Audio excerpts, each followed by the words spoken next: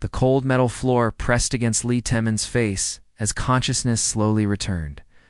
His head pounded like drums inside his skull. The taste of blood filled his mouth. Everything hurt. He opened his eyes carefully. The world looked strange. Purple light came from somewhere above him. The walls around him were not made of any metal he knew. They looked smooth like glass but felt warm when he touched them. Tamin pushed himself up to sit. His uniform was torn in 3 places. His left shoulder ached badly. The last thing he remembered was the explosion on his ship. The enemy had fired some kind of weapon that made everything go white. Then nothing. Now he was in a small room with no windows. 3 walls were solid. The 4th wall was clear, like glass. He could see through it into a long hallway. Strange creatures walked back and forth outside his cell. These were not humans. The creatures stood on 2 legs like people. But their skin was hard and shiny, like the shell of a crab. Ow. They had 4 arms instead of 2. Their heads were longer than human heads. Their eyes were big and black like marbles. When they moved, their feet made clicking sounds on the floor. Tamin had never seen aliens like these before. During his years in the Terran Defense Corps, he had met many different species. But these creatures were new to him. He stood up slowly and walked to the clear wall. The hallway outside was wide enough for 3 humans to walk side by side. The walls had the same purple light as his cell. Other doors lined both sides of the hallway. Some of the doors were open. He could see into other cells. Most were empty. A group of the crab-like aliens walked past his cell. They wore dark blue uniforms with silver marks on them. Tamin tried to remember what he knew about alien military ranks. The silver marks probably meant these were soldiers. One of the creatures stopped and looked at him. It said something in a language that sounded like clicking and buzzing. Tamin could not understand the words. The creature moved on. Tamin sat down on the small bed in his cell. It was not comfortable, but it was better than the floor. He needed to think. Where was he? How did he get here? What happened to his ship? And his crew? His ship was the TDS Morning Star. It was a small patrol vessel with only 12 crew members. They had been checking the space around Proxima Colony when the alien ships attacked. There were 3 enemy ships. They were bigger than the Morning Star. The battle did not last long. Now he was a prisoner. That much was clear. But these aliens had kept him alive. That was good news. Dead prisoners could not give information. They wanted something from him. Hours. Passed, maybe days. Time was hard to measure in the cell. The purple light never changed. No one brought him food or water. His stomach began to hurt from hunger. His mouth felt dry. Then he heard footsteps in the hallway, not the clicking sound of the crab aliens. These footsteps were soft and quiet, like the paws of an animal. A small creature appeared outside his cell. It had 4 legs and a long tail. Its fur was orange and white. It was about the size of a human child. But Tamin recognized it immediately. It was a cat. A normal Earth cat. The cat sat down outside the clear wall and looked at him. Its green eyes seemed curious, made a soft sound. A purr. Tamin had always liked cats. His sister Minseo had 3 cats back home on Earth. He moved closer to the wall and knelt down. The cat came closer too. It rubbed its head against the clear wall where his hand was pressed on the other side. The purring got louder. "Hello there," Tamin said softly. "What are you doing here?" The cat could not answer, but it seemed happy to see him. It sat down and began cleaning its paw with its tongue, just like cats always did. More footsteps came. Down the hallway. These were the clicking sounds of the aliens. The cat looked up but did not run away. 3 of the crab creatures appeared. One of them was bigger than the others. Its uniform had gold marks instead of silver. The big alien said something to the smaller ones. They moved to stand on both sides of Tamin's cell. The big one stepped forward. When it spoke, Tamin was surprised. The words came out in perfect English. "Human prisoner. You are awake." Tamin stood up. "I am awake. I am Captain Velthar of the Catharian ship Void's Edge. You are now my prisoner. So these were Catherians. Taman had heard that name before. The Catherians were a warrior race. They loved to fight. They collected trophies from their victories. That explained the cat. I am Commander Lee Temin of the Terran Defense Corps, said Captain Velthor, made a sound that might have been laughter.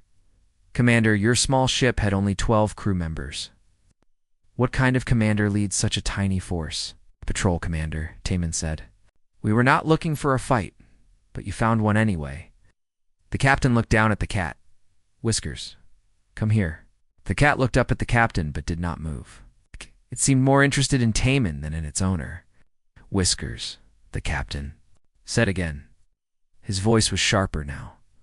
The cat finally walked over to the captain, but it kept looking back at Taman. This is strange, Captain, Velthor said. Whiskers does not usually like prisoners. She barely tolerates most of my crew. Taman said nothing. He was learning important things just by watching and listening. The captain cared about his cat. The cat was called Whiskers. And for some reason the cat liked him? Tell me, Commander, the captain continued. What do you know about human battle tactics? This was the question Taman had been waiting for.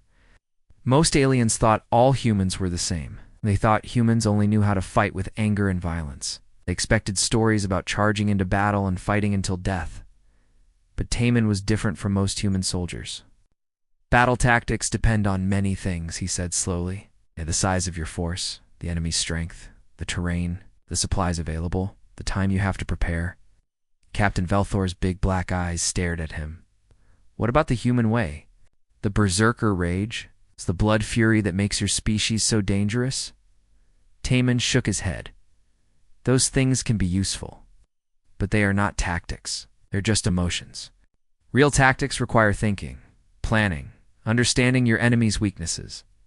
The captain was quiet for a long moment. The two smaller aliens looked confused. They probably expected the human to tell stories about glorious battles and brave deaths. Interesting, Captain Velthor said finally. Most humans we have captured spoke only of honor and courage, and you speak of planning and thinking. Maybe the other humans were different kinds of soldiers, Taman said. The cat had wandered back to his cell while they talked. It was purring again and rubbing against the wall. We will speak again soon, Commander, the captain said. I want to learn more about your kind of thinking. The three aliens walked away down the hallway, but the cat stayed.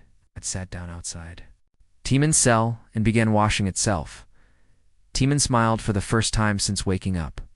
He had made two discoveries. First, these Catherians were interested in human tactics. It meant he might be valuable to them. Valuable prisoners lived longer than worthless ones.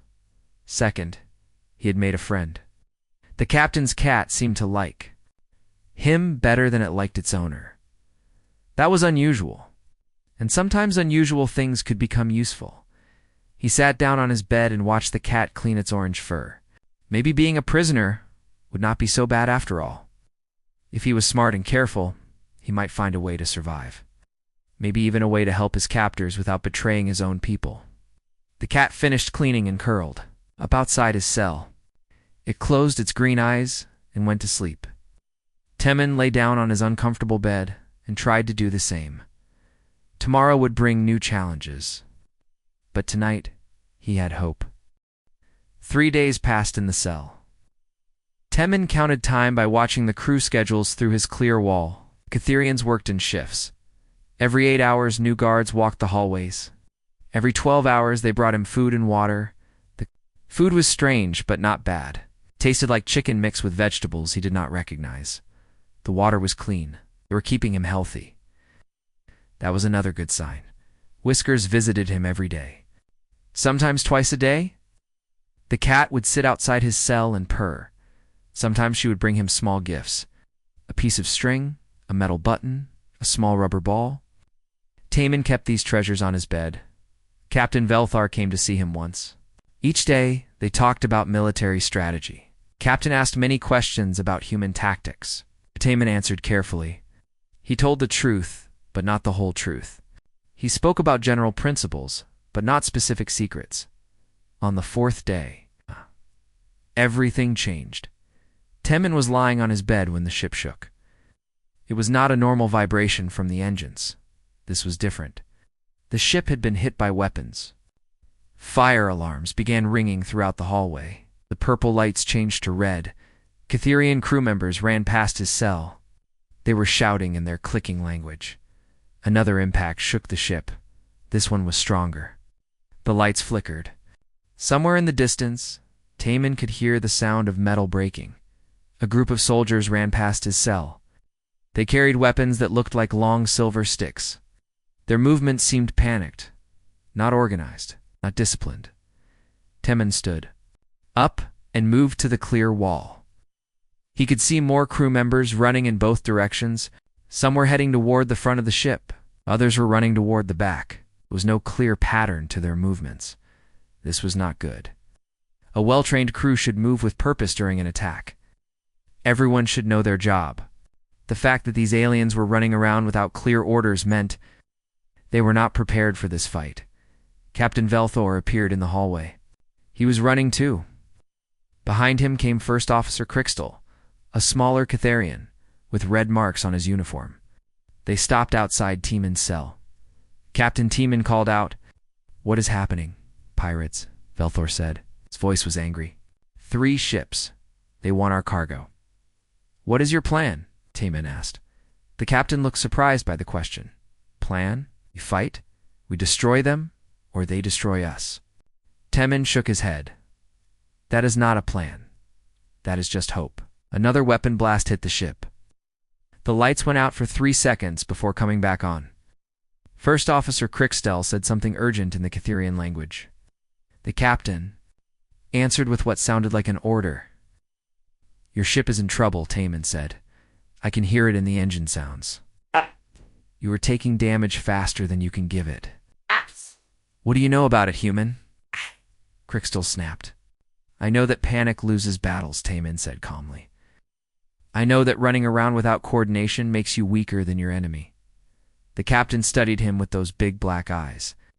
"You have an idea?" "Maybe, but I would need to see your ship's layout. Your crew positions, your enemy's positions." "Impossible. You are a prisoner." Another blast shook the ship. This time the lights stayed red for almost a minute. In the distance, Teeman could hear the hiss of air escaping through a hull breach. "Captain," he said quietly. "How many crew members have you lost so far, Velthor?" Silence was the answer. "How many more will you lose if this continues?" The captain and his first officer spoke rapidly in their own language. Teeman could not understand the words, but he could hear the argument. Crixtel did not like whatever the captain was suggesting. Finally, Velthor turned back to Teeman. "If I let you help, what do you want in return?" "Nothing," Teeman said. "Dead pirates cannot shoot at me. Live crew members are more likely to keep me alive." The captain made his decision quickly. He pressed his hand against a panel next to the cell door. The clear wall slid upward into the ceiling. "Come," Velthor said. "But if you try to escape or sabotage my ship, I will kill you myself." "Understood," Teeman said. They ran through the corridors toward the bridge. As they moved, Teeman observed everything. The ship was bigger than he had thought. The hallways were wide and well-designed. The crew quarters looked comfortable. This was a military vessel, but it was built for long missions.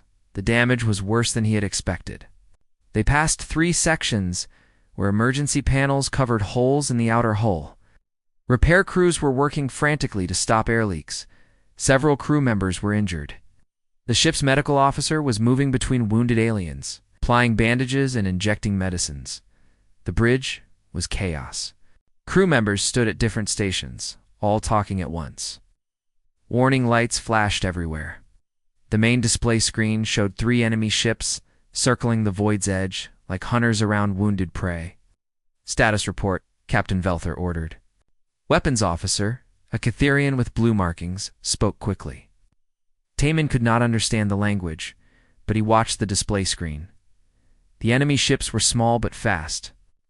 They were staying at long range, using hit-and-run tactics. "They are smart," Teeman said. "What?" the captain asked. "Your enemies, they know your ship is bigger and stronger. So they are not fighting you directly. They are wearing you down slowly. Taman walked to the main display and studied it carefully. The 3 pirate ships were moving in a pattern.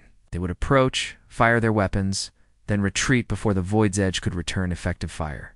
"See this?" he said, pointing at the screen. "They are not attacking randomly. Ship 1 attacks from the front. Ship 2 attacks from the left side. Ship 3 attacks from the right side. Then they rotate. It is a coordinated plan." Captain Velthor moved to stand beside him. "Yes. So they have a weakness. They are following a pattern. Patterns can be predicted." Temin studied the enemy movements for 2 more attack cycles. Each time, the pirate ships did exactly what he expected.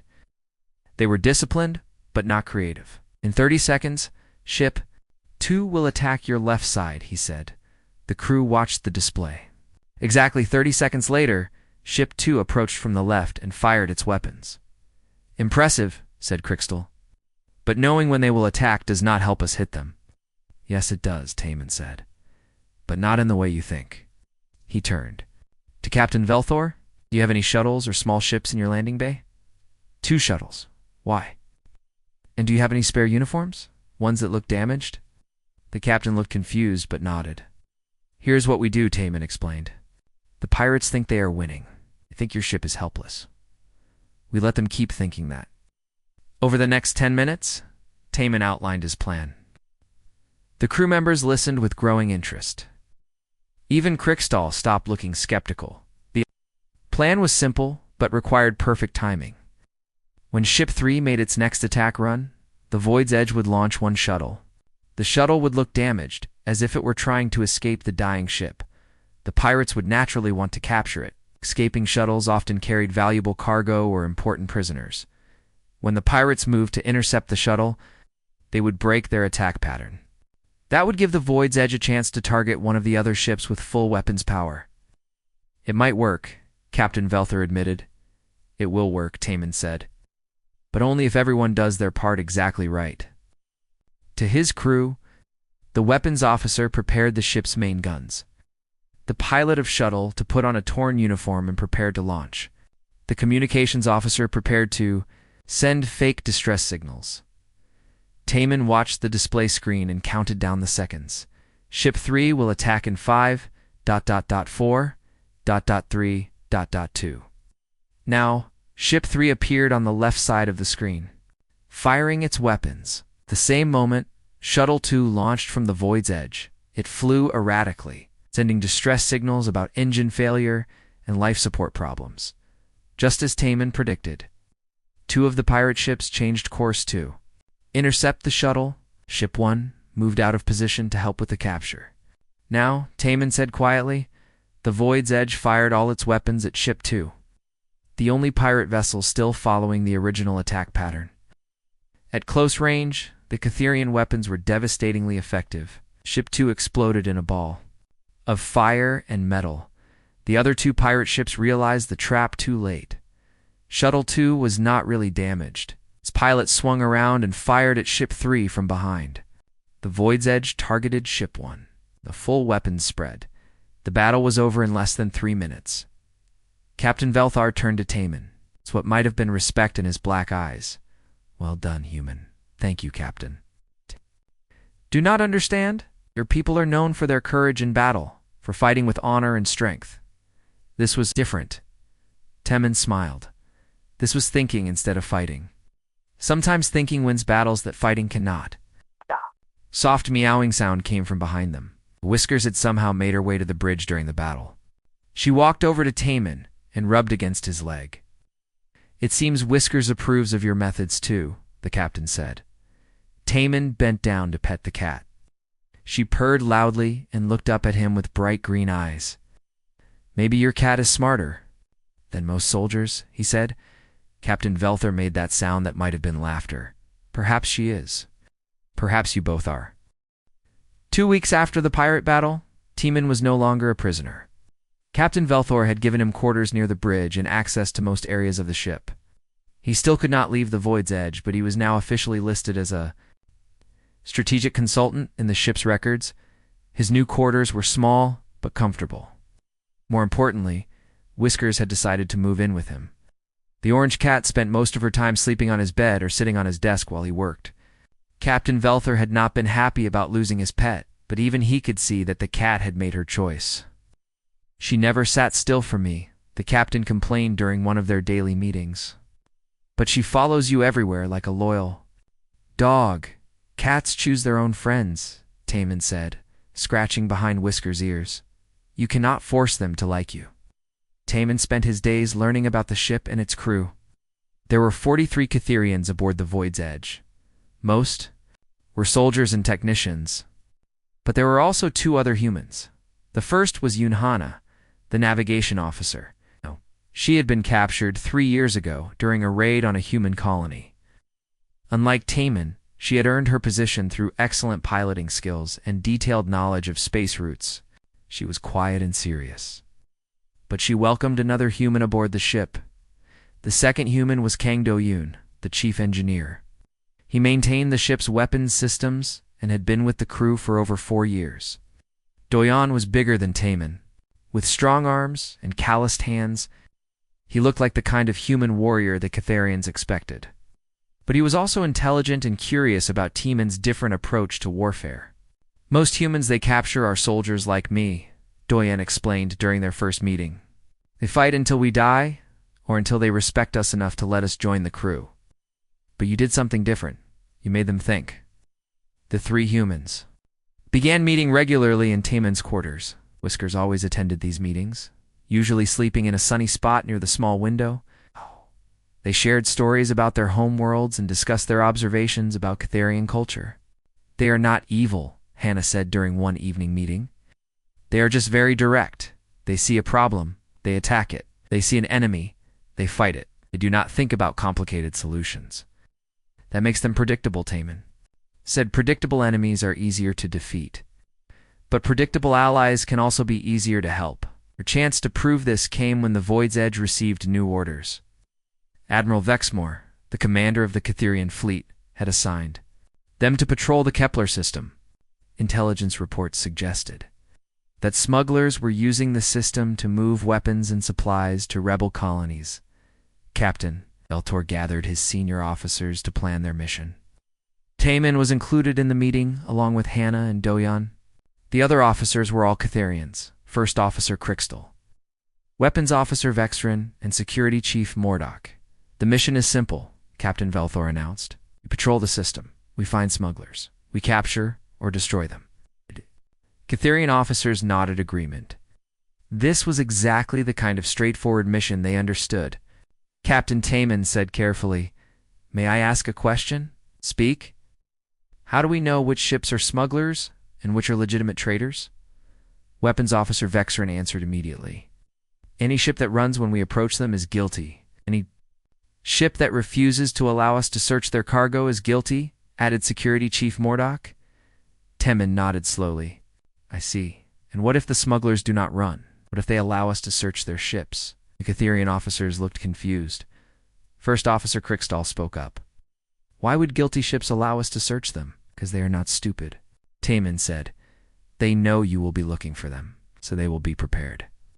Over the next hour, Taman explained his concerns. Professional smugglers would have hiding places for their illegal cargo. They would have false documents. They would know how to act innocent during inspections. Simply stopping and searching random ships would be ineffective and time-consuming. "Then what do you suggest?" Captain Velthor asked. "Intelligence gathering first, then action." Taman proposed a different approach. Instead of immediately hunting for smugglers, they should spend time observing the system. They should map the regular trade routes. They should identify which planets had which resources. They should learn about the local politics and economics. This will tell us where smugglers are most likely to operate, he explained. It will also tell us what they are probably smuggling and where they are probably taking it. The Catherian officers were skeptical. This sounded like a lot of work with no immediate fighting. But Captain Velthor had learned to trust the humans. Unusual ideas. "How long would this take?" the captain asked. 1 week of observation, maybe 2. Security Chief Mordok made a sound of disgust. 2 weeks of sitting and watching. This is not worthy of warriors. Neither is failure, Taman said quietly. Captain Veltor made his decision. We try the humans' way. 1 week of observation, then we act on what we learn. The next week was unlike anything the crew had experienced. Instead of patrolling aggressively, the Void's Edge positioned itself at the edge of the system, where its sensors could monitor all space traffic. Navigation Officer Hannah used her knowledge of trade routes to identify the most commonly used paths. Between planets, Chief Engineer Doyon modified the ship's sensors to gather more detailed information about passing. Taman spent his time analyzing the data they collected. Whiskers sat on his desk, occasionally walking across his computer screen when she wanted attention. The cat seemed to understand that important work was happening. The patterns became clear after 5 days. Most legitimate trade ships traveled between the system's 3 inhabited planets during normal business hours. They used well-established routes and maintained regular communication with traffic control centers, but some ships behaved differently. A few vessels entered the system at odd hours and took unusual routes. They avoided the main trade lanes. They did not communicate with traffic control unless specifically challenged. These ships always claimed to be carrying common cargo like food or manufactured goods. Interesting, Captain Velthor said when Taman showed him the analysis. These suspicious ships all follow similar patterns. Yes, and look at this. Taman highlighted several routes on the display. 3 of them made stops at the same asteroid mining station. But that station has been abandoned for over a year. The captain's black eyes grew wider. A hidden base, probably. And see these timing patterns? Nice. The suspicious ships arrive in groups of 2 or 3, but they leave individually. That suggests they are meeting at the asteroid station to redistribute their cargo. The 6th day, their patience was rewarded. Long-range sensors detected 2 unmarked ships approaching the abandoned mining station. They were using stealth technology to hide their energy signatures. But the Void's Edge's modified sensors could still track them. Now we act, Captain Velthor announced. But Taman suggested 1 more day of watching. Let's see what they do. At the station? How long do they stay? Do other ships join them? Where do they go when they leave? The crew watched as the 2 ships docked at the mining station. 6 hours later, a 3rd ship arrived. The 3 vessels remained docked for 18 hours, and they finally left. Each ship headed toward a different planet in the system. Now, I understand, said First Officer Cricksdale. They are splitting up their cargo. Each ship takes a different route to make it harder to track the smuggling network. Exactly, Taman said. And now we know where their base is. We can capture the base and all the ships at once, instead of chasing individual smugglers around the system. The raid on the mining station was perfectly executed.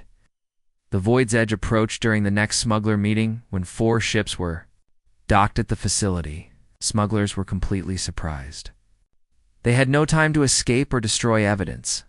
The capture yielded valuable intelligence about the entire smuggling network. The rebels had been using this route to import weapons and medical supplies. The Catherian fleet was able to shut down similar operations in 3 other systems. Admiral Vex more personally commended Captain Velthar for the successful mission. The Admiral was particularly impressed by the intelligence-gathering approach, which had produced better results than months of traditional patrols. This human has interesting ideas, the Admiral said during a secure communication. Perhaps we should consider similar methods for other operations. Back in his quarters that evening, Taman sat at his desk with Whiskers curled up beside his computer. The cat was purring softly, content with their success. Through the small window, stars wheeled slowly past as the Void's Edge traveled to its next assignment. Captain Velthor knocked on the door and entered without waiting for permission. This had become his habit since Whiskers moved in with Taman. Crew is pleased with our success, the captain said. Even Security Chief Mordok admits that your methods were effective. I am glad the mission went well, but I am curious about something. Your approach required patience and careful thinking.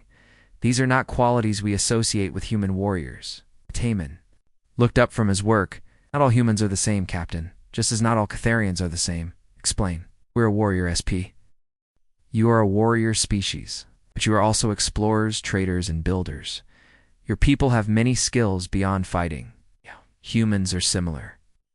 We have warriors, but we also have scholars, artists, and strategists. Captain Veltar considered. So you are a different type of human, thinking warrior instead of a fighting warrior. Something like that. The captain reached over to pet Whiskers, but the cat opened one green eye and gave him a look that suggested he should keep his hands to himself. Velthor pulled his hand back with what might have been amusement. She has definitely chosen you over me, he said. I suppose that makes her a good judge of character. As the captain left, Taman returned to his work. Tomorrow would bring new challenges, but tonight he was content. He'd proven that humans could contribute to the ship in ways beyond simple combat, and he had gained the respect of his alien crewmates. Whiskers stretched and moved to lie across his keyboard, effectively ending his work for the evening. Taman smiled and scratched behind her ears. Some battles were not worth fighting. The emergency meeting was called at 0300 hours. Taman woke to flashing red lights and urgent announcements in the Catharian language. Whiskers jumped off the bed with an annoyed meow, clearly unhappy about the interruption to her sleep.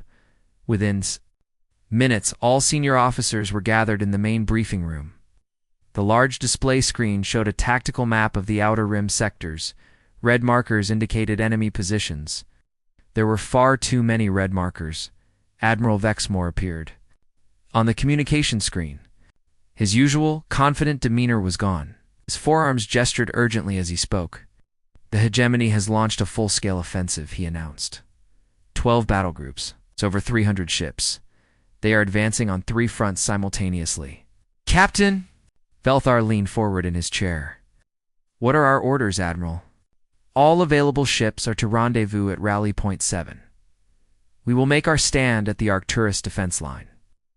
The map zoomed in to show the defense position. It was a strategic choke point between 2 nebulae where the Catharian fleet could force the enemy into a narrow corridor. But even Taman could see the problem immediately. The hegemony had overwhelming numbers. Even in the narrow corridor, they could bring far more firepower than the Catharian fleet could match. After the briefing ended, senior officers remained to discuss tactics. The mood in the room was grim. Everyone understood that they were facing the greatest threat in Catharian history. We have faced the hegemony before, said First Officer Crixtell, but never this many ships at once. Weapons Officer Vexrin nodded grimly. Their strategy is simple. They will overwhelm our defensive positions through sheer numbers. Then we fight with honor, declared Security Chief Mordok. We make them pay for every ship they lose. Taman had been listening quietly, but now he spoke up. May I see the detailed fleet compositions? Hannah, who had been working at a side console, transferred the data to the main screen. The numbers were sobering. The hegemony force included battleships, cruisers, destroyers, and support vessels from 6 different species. Each species had different strengths and weaknesses, but together they formed a powerful combined fleet. This is not just about numbers, Taman observed. Look at the command structure.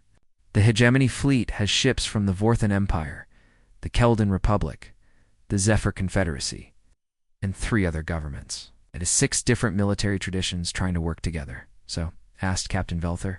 So, coordination becomes a problem. Each species will want to fight in their own way. The Vorthons prefer long-range bombardment. The Keldans like close combat. The Zephyrians specialize in hit-and-run tactics. Making all these different approaches work together is difficult. First Officer Crixtell looked skeptical. They have been allies for over a year. Surely they have solved any coordination problems by now, have they? Taman asked. Or have they just been winning battles against weaker opponents who could not exploit their weaknesses? Over the next several hours, as the Void's Edge traveled toward the rally point, Taman studied everything he could find about the Hegemony Alliance. He read after-action reports from previous battles. He analyzed communication intercepts, examined, captured equipment, and tactical manuals.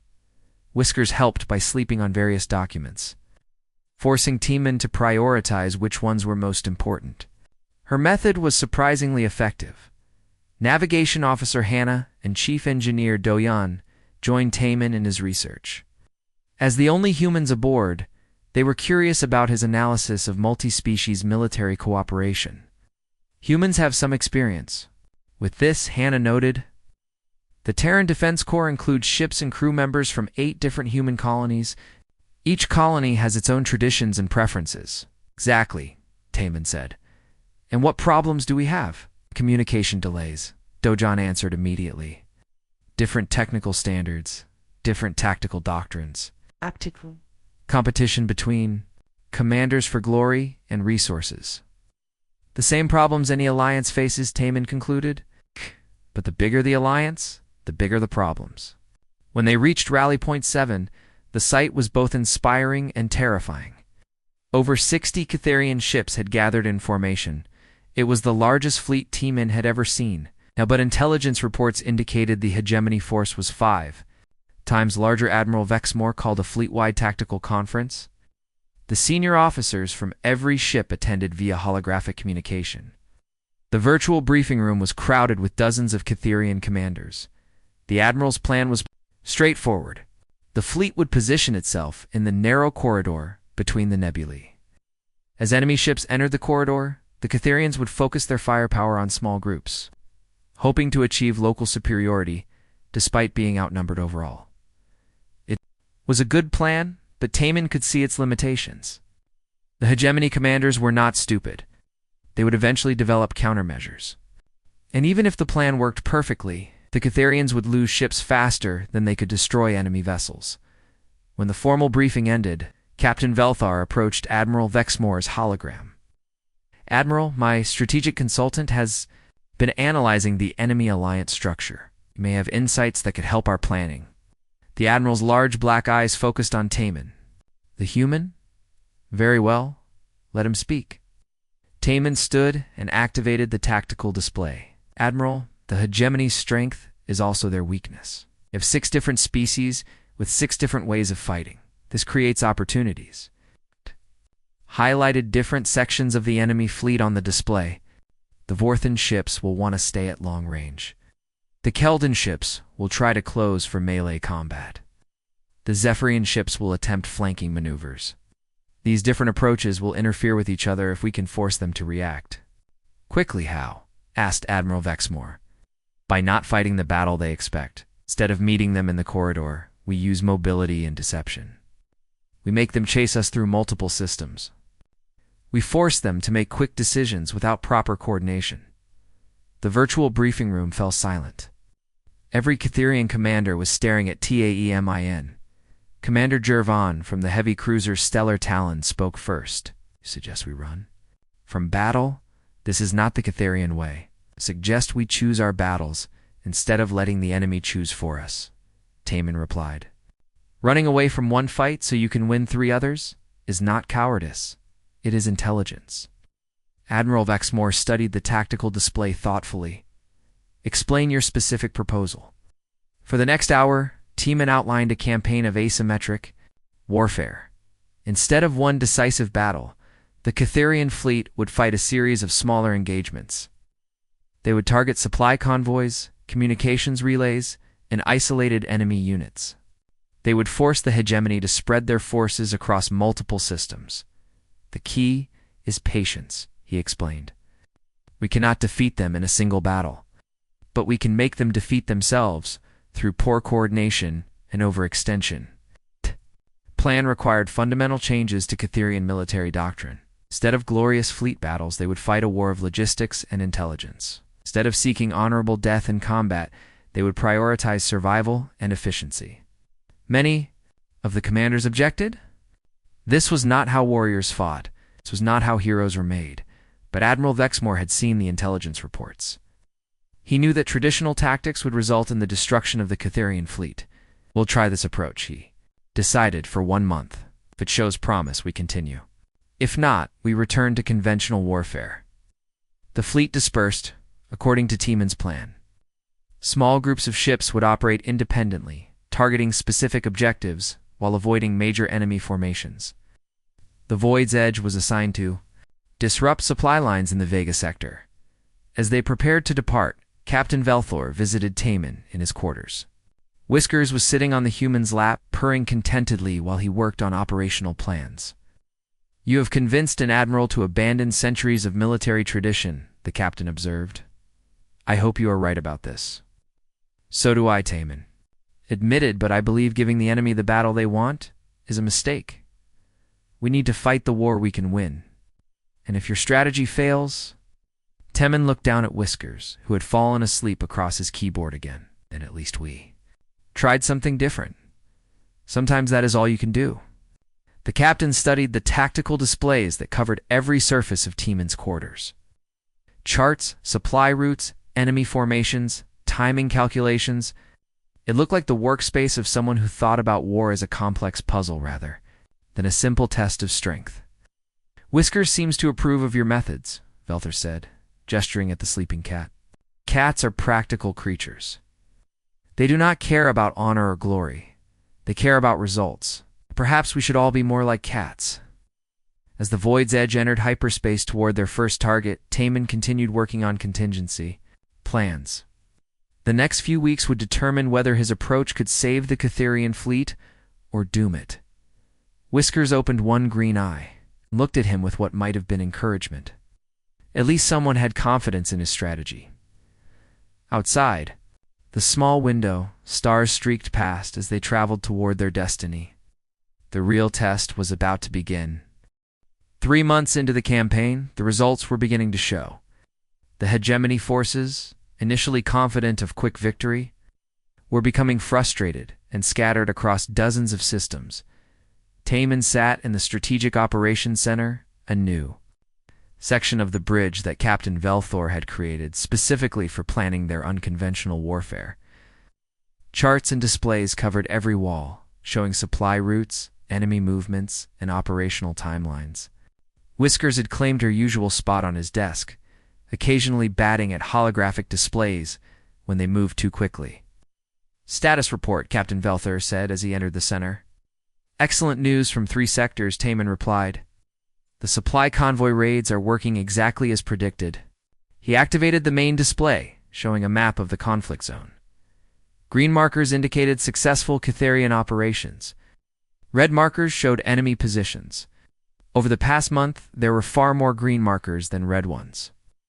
"The hegemony is having coordination problems," Navigation Officer Hannah reported from her station. She had become Teeman's primary assistant in tracking enemy movements. "Their Vorthan ships keep requesting long-range bombardment missions. Their Keldan ships keep demanding close combat assignments. The different species cannot agree on tactics." Chief Engineer Doyan looked up from his technical analysis. "Their supply situation is getting worse too. We've destroyed or captured 47 cargo ships in the past month. Our frontline units are running low on fuel and ammunition."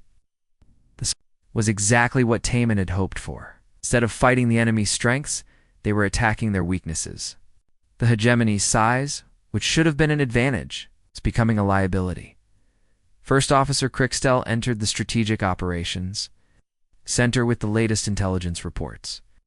Over the months, he had become one of Teeman's strongest supporters. The success of the unconventional strategy had convinced many skeptical officers. "Intercepted communications suggest the hegemony commanders are arguing among themselves," Crickstell reported. "The Vorthon Admiral Kexther wants to concentrate all forces for a massive assault. The Keldan General Morgrim wants to split into hunting groups. The Zephyrian commander Velshara wants to retreat and regroup." "Perfect," Taman said. "When your enemies are arguing, do not interrupt them." But not all the news was positive. The campaign was taking its toll on the Catherian fleet as well. It lost 12 ships in various operations. More importantly, many crew members were struggling with the new tactics. Security Chief Mordock represented the traditional viewpoint. He had reluctantly accepted the strategy, but he was not happy about it. "My warriors are becoming confused," he complained during the morning briefing. "They joined the fleet to fight honorable battles. Instead, they spend their time hiding from enemies and attacking cargo ships. This is not what they trained for. But it is what they need to do to survive," Taman replied. "Honor is meaningless if you are dead. Some things are more important than survival." Captain Velthor intervened before the argument could escalate. "The strategy is working. Our losses are minimal compared to enemy losses. We will continue. As planned, the breakthrough came during the 4th month of operations. Intelligence reports indicated that the hegemony leadership was preparing for a major strategic conference. Representatives from all 6 species would meet on the planet Kepler Prime to coordinate their future operations. "This is our chance," Taman announced during the senior staff meeting. "If we can disrupt this conference, we can prevent them from solving their coordination problems." "You want to attack a heavily defended planet?" asked Weapons Officer Vexrin. "That sounds like the kind of direct assault you've been telling us to avoid." "Not attack the planet," Taman said. "Attack their ability to communicate." He outlined his plan on the tactical display. Kepler Prime had 3 orbital communication satellites that handled all interplanetary traffic. If those satellites were destroyed during the conference, the different species representatives would be unable to coordinate with their fleets. The conference would become chaos. "But the satellites are protected by orbital defense platforms," First Officer Krickstall observed. "Exactly, which is why we need a distraction." The operation required precise timing and coordination between multiple Catherian ships. While the Void's Edge and 2 other vessels created a diversion on the opposite side of the system, the stealth team would approach the satellites from the planet's shadow. Navigation. Officer Hanna had spent weeks studying the orbital mechanics. "The satellites will be in perfect alignment for 37 minutes during the conference's opening session. That is our window." Chief Engineer Do Yan had modified their torpedoes with special warheads, designed to disable communication equipment without causing massive explosions. "We can knock out the satellites quietly. It might take the enemy hours to realize what happened." Mission launched on schedule. As the conference began on Kepler Prime, Catherian ships appeared on the edge of the system, apparently preparing for a traditional assault on the orbital defenses. Enemy ships moved to intercept, just as Temin had predicted. While the battle raged on one side of the system, Chief Tactical Officer Im Sung-min led the stealth team toward their target. The small ships, modified with advanced sensor shielding, approached the communication satellites undetected. "Target acquired," Im Sung-min reported over the encrypted communication channel. "Beginning attack run." The modified torpedoes struck all 3 satellites within minutes of each other. Explosions were small and contained, designed to look like system malfunctions rather than enemy action. On the planet below, the conference was thrown into chaos. The hegemony leaders could no longer communicate with their fleets. Different species began making contradictory demands. The Vorthan representatives insisted on immediate reinforcement of their positions. The Keldan delegates demanded permission to launch independent offensive operations. The Zephyrian advisors suggested strategic withdrawal. Without reliable communication, no one could coordinate a response. Each species began acting according to their own priorities, exactly as Taman had hoped. The results were visible within days. Hegemony forces began moving in different directions simultaneously. Some concentrated 4 major assaults, others scattered for defensive positions, still others began retreating toward their home territories. "They are defeating themselves," Admiral Dexmore said during a fleet-wide communication. "The human strategy has worked beyond our most optimistic projections." Taman knew the campaign was not over. The enemy would eventually restore communications and resolve their differences. The Catherian fleet needed to take advantage of the current confusion quickly. "Now we transition to Phase 2, he announced to the senior staff. "While they are disorganized, we hit them hard and fast." The next month saw the most intensive fighting of the entire campaign. But instead of massive fleet battles, it consisted of dozens of smaller engagements where Catherian forces had local superiority. Enemy ships found themselves isolated and outnumbered as the coordination breakdown continued. Science. Officer Choi Era had joined the strategic planning team, providing detailed analysis of enemy behavior patterns. "The psychological impact is as important as the tactical advantage," she reported. "Gemini crews are becoming demoralized. Many ships are requesting permission to return to home territories." The campaign reached its climax when the hegemony's largest battle group, a formation of over 50 ships, became stranded in the Centauri system without fuel or supplies. Their supply convoys had been systematically destroyed over the previous weeks. Their communication with higher command had been disrupted by ongoing equipment failures, rather than attacking the stranded fleet directly. Taman suggested a different approach. "We offer them terms," he said. "Surrender now, and they can return home safely. Continue fighting, and they will eventually run out of life support." Captain Velthor looked skeptical. "Warriors do not surrender easily." "Maybe, but these are not just warriors anymore. They are hungry, tired, scared beings who are far from home and cut off from support. Sometimes survival instinct overcomes warrior pride." The surrender negotiations took 3 days. In the end, 41 enemy ships accepted the terms and were escorted to the edge of Catherian space. Only a handful chose to fight to the death. The war was effectively over. The remaining hegemony forces, scattered across multiple systems and lacking central coordination, began withdrawing toward their home territories.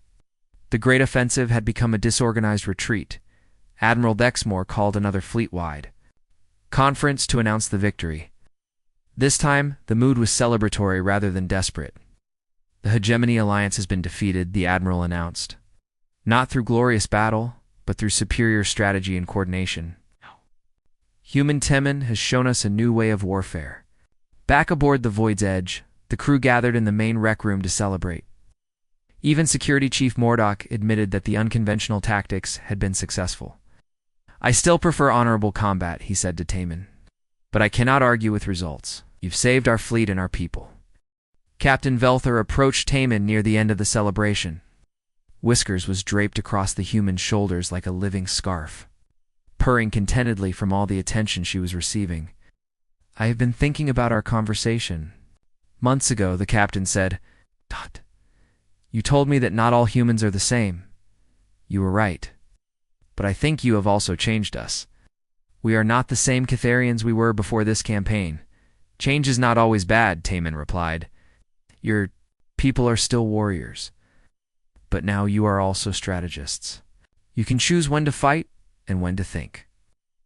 The captain reached toward Whiskers, then stopped himself. The cat had made her preferences clear months ago. "She definitely chose well," Velthor said, with what sounded like pride. "You both did." The celebration continued around them. Temin scratched behind Whisker's ears and looked out through the rec room's large viewing port. The stars looked peaceful now that the war was over. But he knew there would be other challenges ahead. For now, though he was content to enjoy the victory. He had proven that strategy could triumph over strength and intelligence could overcome numbers. Most importantly, he had found a place where his talents were valued and respected.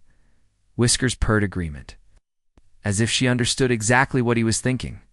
6 months after the end of the Hegemony War, life aboard the Void's Edge had settled into new routines. The Strategic Operations Center had become a permanent part of the ship, with Taman officially appointed as the fleet's first director of strategic planning. Whiskers had been formally transferred to his care in a ceremony that Captain Velthor claimed was just paperwork, but which everyone understood was deeply meaningful in Catherian culture. The morning briefing had become less about immediate threats and more about long-term planning. The Catherian fleet was adapting to peacetime operations, but they were doing so with a new understanding of how strategy and intelligence could prevent wars, rather than just win them. Status report from the Border Sector's Navigation Officer, Hannah announced as she entered the Strategic Operations Center. "All quiet. Trade routes are functioning normally. No signs of hostile activity." "Excellent," Taman replied from his desk, where Whiskers was supervising his work by lying across his computer keyboard. "What about the diplomatic situation?" Chief Engineer Doyan looked up from his analysis of fleet maintenance requirements. 3 former hegemony species have requested meetings with Admiral Vexmore. They want to discuss non-aggression treaties. This was exactly the outcome Temin had hoped for. By demonstrating that military strength alone could not guarantee victory, the Catherians had earned respect from their former enemies. Several species that had joined the hegemony out of fear were now interested in peaceful relationships. First, Officer Crickstall entered with the morning intelligence summary. "The most interesting development is a request from the Terran Defense Corps. They want to establish an exchange program with our fleet." Taman looked up with surprise. An exchange program. Apparently, Word of your strategic innovations has reached Human Command. They want to send officers to learn from our combined tactics. In exchange, they offer to share their experience with multi-species cooperation. This was unexpected but welcome news. Tameen had always hoped that his work with the Catherians might eventually benefit his own people as well. Captain Velthair arrived for the daily senior staff meeting, followed by the